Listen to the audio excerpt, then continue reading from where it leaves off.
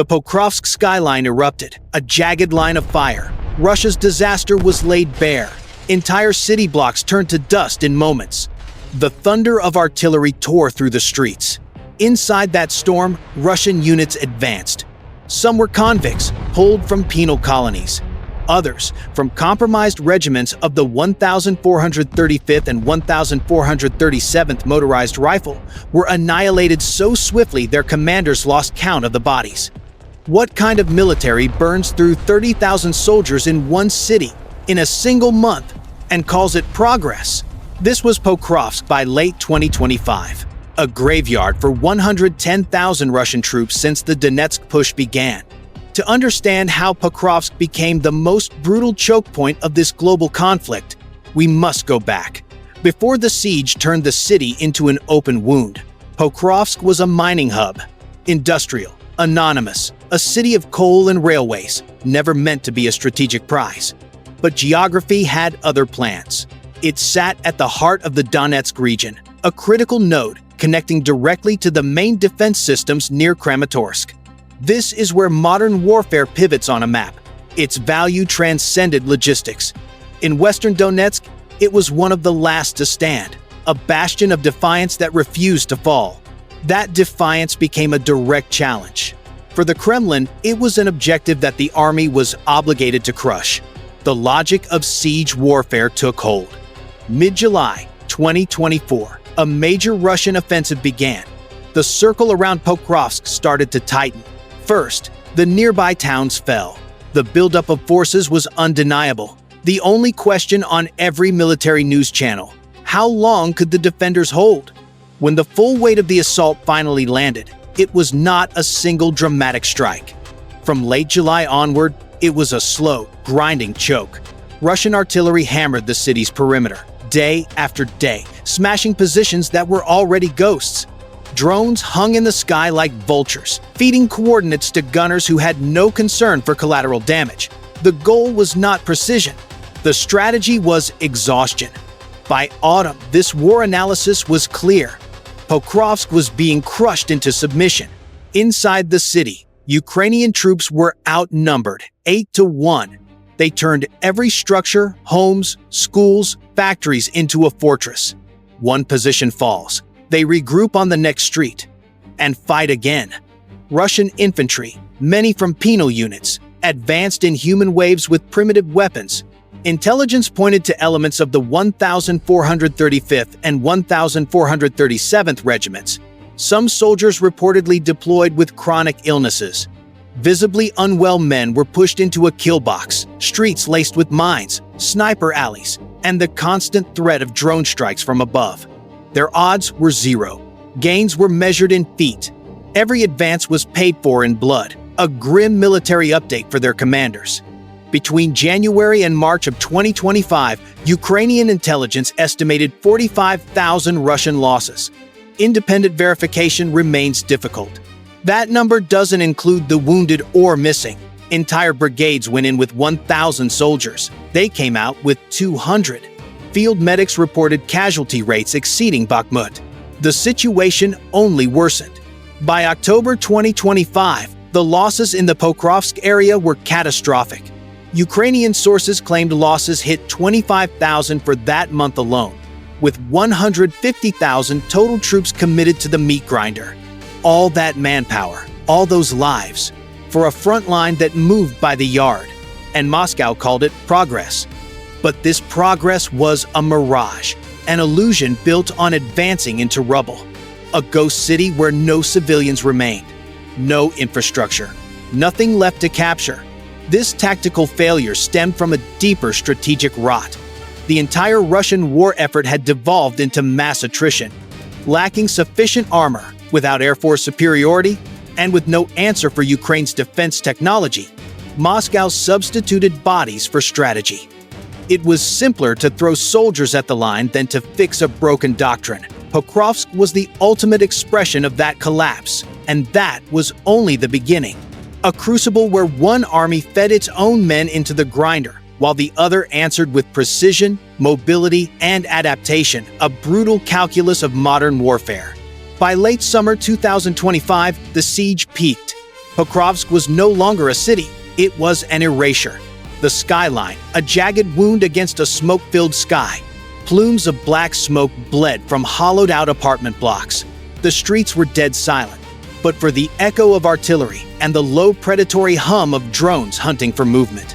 No civilians were left, only soldiers and ruins. The city's main hospital, one of the last standing structures, was hit twice in 7 days. It collapsed into a tomb of concrete and dust. The railway station became a skeleton of twisted steel. In late spring of 2025, even the old clock tower, a landmark that outlasted an empire, was vaporized by a missile strike. What remained was a wasteland, a testament to this global conflict. The city was stripped of life. Power lines severed. Water systems obliterated. The roads, a maze of craters so deep, even armored vehicles bogged down. In underground bunkers, the hum of generators was the only sound, a ghostly pulse keeping essential defense systems online. At night, total darkness reigned, broken only by the glow of distant fires. For the Russian military, the human cost was spiraling beyond any strategic logic.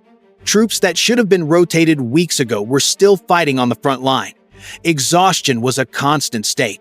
Entire brigades were just patchwork formations of raw replacements. These new soldiers barely knew their commanders. They slept in muddy holes or the basements of shattered buildings. The medical chain was broken. Field hospitals were scenes of carnage. Men with catastrophic injuries, caked in grime and blood. Some were treated without anesthesia. Many never made it to the evacuation point. Command doctored the numbers, listing the dead as missing in action to soften the casualty reports for the military news back home. Radio intercepts crackled with reports of troops refusing to advance, of friction in the chain of command claims that, true or not, reflected a deep despair born from relentless losses. The factual basis of each rumor mattered less than the fact that such rumors existed at all. They exposed the rot within the ranks. The illusion of an invincible army had vanished. Meanwhile, Ukraine's own defense was paid for in blood. War analysis from official sources placed Ukrainian losses at approximately 10,000 across the Donetsk sector in early 2025, with around 5,000 tied directly to Pokrovsk. For a nation with limited manpower, the toll was severe. Yet it was a mere fraction of Russia's staggering expenditure of lives. Ukrainian units, however, rotated. Their tactics adapted. Their use of drones and modern weapons was precise. Their defense was a masterclass in discipline and communication. It was a strategy of small unit coordination and raw endurance, not massed firepower. And it was enough to hold the line. Month after agonizing month, the strategic implications were clear. Russia's doctrine had decayed into simple, brutal attrition. Human wave assaults replaced coordinated warfare. Penal units and the barely fit replaced professional soldiers. Every meter of ground gained cost more than the last. A grim pattern was clear to military observers. The front could be moved, but only by feeding thousands of men into a furnace for every single kilometer. In contrast, the Ukrainian defensive model, light, mobile, and enabled by cutting-edge defense technology, was demonstrating how a smaller force could inflict devastating costs on a larger military machine. Even if Russia one day plants its flag on the rubble of Pokrovsk, most analysts will call it a hollow victory territory purchased at the cost of a generation. And still, the war in the ruins continued. Ukrainian soldiers fought from basements and tunnels, their resolve quiet and unyielding. Their world had shrunk to dust and debris. They patched up their wounded, reloaded their weapons, and prepared for another day that should have been impossible. Some hadn't slept in days. Some hadn't seen the sun in weeks. But they held their positions. Surrender was unthinkable. Pokrovsk had become a symbol. It no longer mattered what was left of the city. What mattered was the line in the sand they refused to abandon. If the city falls, and at the time of this military update they were close, Russian state media will declare a great victory. Official channels will broadcast streets taken and buildings secured. They will speak of momentum and martyrs.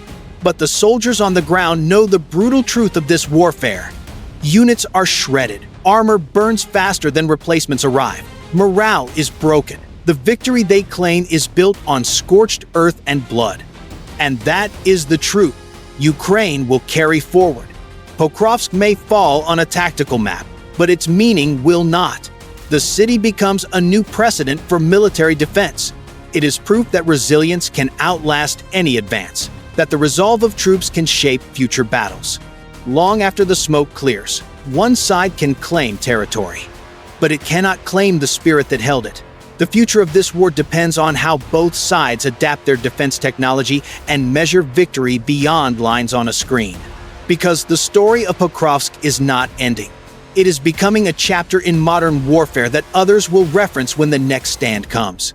And if you want our war analysis as this story evolves, to see how each development fits into this global conflict and what this turning point means for the months ahead, make sure you're subscribed. The next military update is already on the way.